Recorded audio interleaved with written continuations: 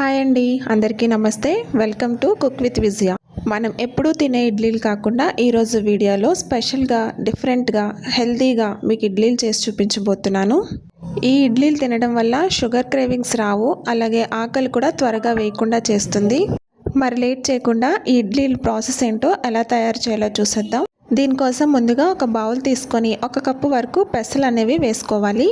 ఇలా 1 కప్పు పెసలు తీసుకున్న తర్వాత 1-2 సార్లు బాగా వాష్ చేసుకోవాలి. ఇలా నీట్గా వాష్ చేసుకున్న తర్వాత ఈ వాటర్ని వంపేసి సరిపడినంత వాటర్ వేసుకొని మూత పెట్టి రాత్రంతా నానబెట్టుకోవాలి. లేదంటే 5 గంటలు నానబెట్టుకున్నా సరిపోతుంది.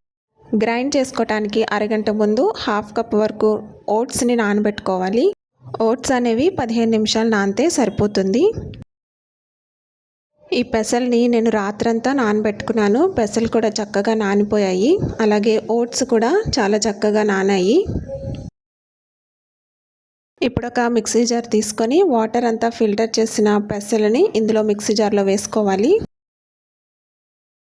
ఇలా మిక్సీ జార్లో వేసుకున్న తర్వాత మరీ మెత్తగా కాకుండా బరకగా గ్రైండ్ చేసుకోవాలి.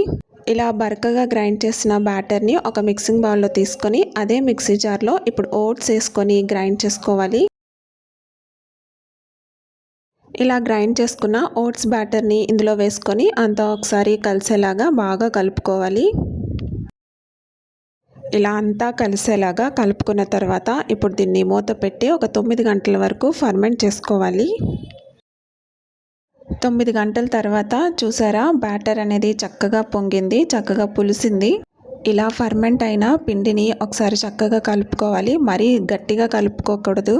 ఇలా కలుపుకున్న తర్వాత రుచికి తగినంత సాల్ట్ వేసుకోవాలి. అలాగే బ్యాటర్ కొంచెం థిక్గా ఉంటే కొద్దిగా వాటర్ వేసుకొని ఒకసారి అంతా జెంటిల్గా కలుపుకోవాలి. చూసారు కదా, కన్సిస్టెన్సీ ఈ విధంగా ఉంటే సరిపోతుంది. ఇప్పుడు ఇడ్లీ ప్లేట్స్ తీసుకొని ఆయిల్ అన్నిటికీ చక్కగా అప్లై చేసుకొని కొద్దిగా బ్యాటర్ తీసుకొని ఇడ్లీలా పెట్టేసుకోవడమే. చాలా హెల్తీగా ఉంటుంది, చాలా టేస్టీ కూడా ఉంటుంది. ఇలా అన్నిట్లో పెట్టేసుకొని ఒక 15 నిమిషాల వరకు మీడియం ఫ్లేమ్లో కుక్ చేసుకోవాలి. ఈ ఇడ్లీ రెడీ అయ్యేలోపు టేస్టీ చట్నీ కాంబినేషన్ చూపిస్తాను. దీనికోసం ముందుగా ఒక మిక్సీ జార్ తీసుకొని 1/2 కప్ వరకు బాదం వేసుకొని మెత్తగా గ్రైండ్ చేసుకోవాలి. ఈ విధంగా గ్రైండ్ చేసుకున్న తర్వాత ఇందులో 1/2 కప్ వరకు చిన్న ముక్కలుగా కోసిన కొబ్బరిని యాడ్ చేసుకుందాం. అలాగే 1 ఇంచ్ అల్లం ముక్క చిన్నగా కట్ చేసి వేసుకోవాలి. అలాగే పచ్చిమిర్చి, రుచికి తగినంత సాల్ట్, కొద్దిగా వాటర్ వేసుకొని మెత్తగా గ్రైండ్ చేసుకోవాలి. చూసారు కదా, ఈ విధంగా చక్కగా గ్రైండ్ చేసుకున్న తర్వాత దీన్ని ఒక బౌల్లోకి తీసుకుందాము. ఈ చట్నీకి తాలింపు కోసం 2 స్పూన్ల ఆయిల్ వేసుకొని ఆయిల్ బాగా హీట్ అయిన తర్వాత పోపు దినుసులు వేసుకొని పోపులన్నీ బాగా వేయించుకోవాలి. చక్కగా వేగితేనే టేస్ట్ బాగుంటుంది, పళ్ళ కిందకి తగిలి. అలాగే 2 ఎండుమిర్చి వేసుకొని బాగా వేగిన తర్వాత చట్నీ పైన ఇలా వేసుకొని తినేటప్పుడు అంతా ఒకసారి బాగా కలుపుకుంటే తినేటప్పుడు ఆ పప్పులు తగులుతూ ఉంటే చాలా టేస్టీగా ఉంటుంది. ఇడ్లీకి కాంబినేషన్గా చాలా హెల్తీగా ఉండే టేస్టీగా ఉండే చట్నీ రెడీ అయిపోయింది. ఇప్పుడు ఇడ్లీ రెడీ అయిందో లేదో చూసేద్దాం. ఇడ్లీ కూడా చాలా చక్కగా రెడీ అయిపోయింది, చాలా చక్కగా ఉడికింది. వెంటనే కాకుండా ఒక 10 నిమిషాల తర్వాత తీసారంటే ప్లేట్కి అతుక్కోకుండా ఇడ్లీ అనేది చాలా ఈజీగా వస్తుంది. లేదంటే మీరు ఏ స్పూన్తో అయితే ఇడ్లీ తీస్తారో దాన్ని వాటర్లో డిప్ చేసి కానీ ఇడ్లీ తీసారంటే ఇడ్లీ ఈజీగా ప్లేట్ నుంచి సపరేట్ అవుతుంది.